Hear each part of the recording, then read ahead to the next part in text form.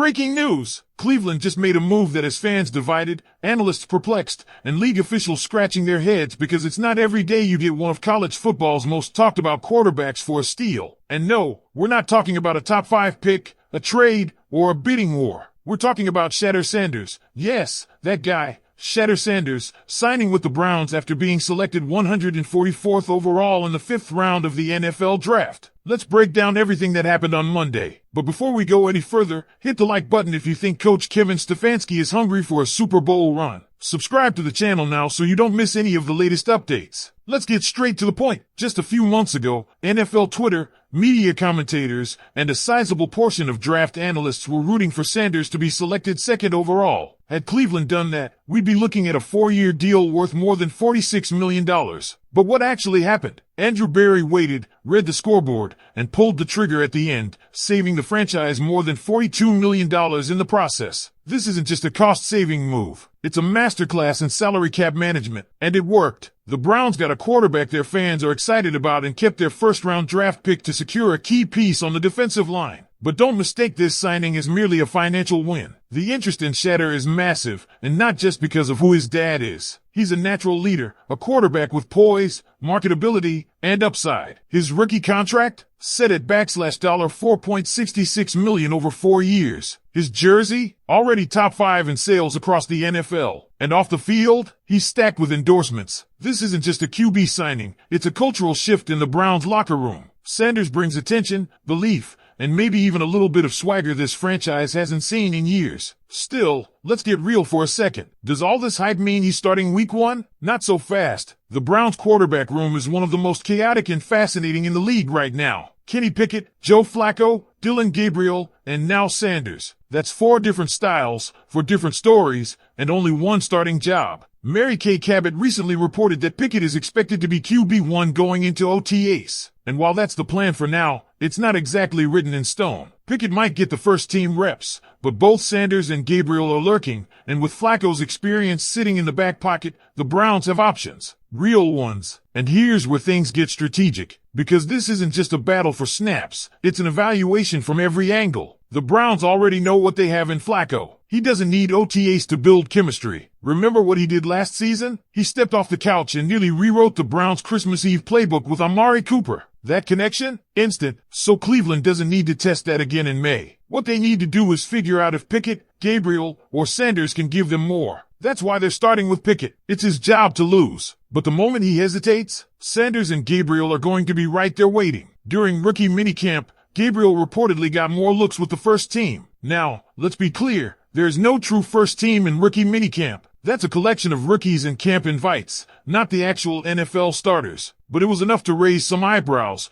and with OTAs ramping up between May 27th and June 6th, followed by mandatory minicamp June 10th through 12th, we're going to start seeing these reps matter a whole lot more. And what about Deshaun Watson? Surprisingly, he's almost become an afterthought in all of this. Yes, he's been posting on Instagram, throwing, working out, showing signs of recovery. But there's a growing belief that he may not play at all in 2025. Financially, it makes sense for Cleveland. With his contract insured, the Browns could get back $44 million in cap relief if he sits the entire season and is released after 2025. So as much as Watson's shadow looms, this season's quarterback reality likely doesn't include him. That's a major shift in how this roster is being shaped. So what does all this mean heading into training camp? It means you've got a full-blown quarterback competition with a wild mix of youth, experience, and potential. The front office isn't just gambling, they're calculating. They're using OTAs to see what they don't know yet. They know Flacco. They've seen enough of Pickett to have an idea. But Sanders and Gabriel? Those are the question marks that could redefine the Browns' future if either of them flashes even a glimpse of readiness. And don't be surprised when you see headlines about Sanders or Gabriel getting first-team reps during OTAs. That's not an indication they're the favorites. It's part of the process. The Browns are going to rotate. They're going to test. They're going to see what happens when one of these rookies throws against guys like Denzel Ward and Martin Emerson, not just the camp invitees. Because that's the real bar. Not college tape, not hype, not Instagram, but what you do when the pads come on and the defense across the line is full of Pro Bowlers. Now I want to hear from you. Will a rookie quarterback start for the Browns in week 1? Could Sanders shock the league and beat out Pickett and Gabriel? Drop your take in the comments. We're just getting started. And now that the battle lines are drawn, the Browns' offseason takes on a tone that feels less like preparation and more like a proving ground. Each OTA rep, each 7-on-7 session, each read through a collapsing pocket, these are no longer routine drills. They're auditions, not just for the role of QB1, but for a voice in the locker room, a future with the franchise, a chance to lead the Cleveland Browns into a new era that has eluded the Dawg Pound for decades. Let's take a closer look at what's at stake. For Kenny Pickett, this is about redemption. Drafted in the first round by the Steelers, he now has a shot to start for their most bitter rival. That alone makes this storyline cinematic. But it's not just narrative fluff. The Browns are genuinely giving him the first shot. And while his resume isn't bulletproof, his familiarity with AFC North defenses might be one of his most valuable assets. Still, he's got a target on his back. If Pickett doesn't shine early, there's no long leash here. The Browns are ready to pivot. Then there's Joe Flacco, the veteran gunslinger who rescued the Browns from quarterback chaos last season. He's the emergency plan that actually worked. But the very fact that Cleveland still drafted 2 quarterbacks this year tells you all you need to know about how they see Flacco's role. Temporary. He's here to guide, to stabilize, to maybe start, but not to build around. That brings us back to the rookies. Dillon Gabriel, the Oregon standout,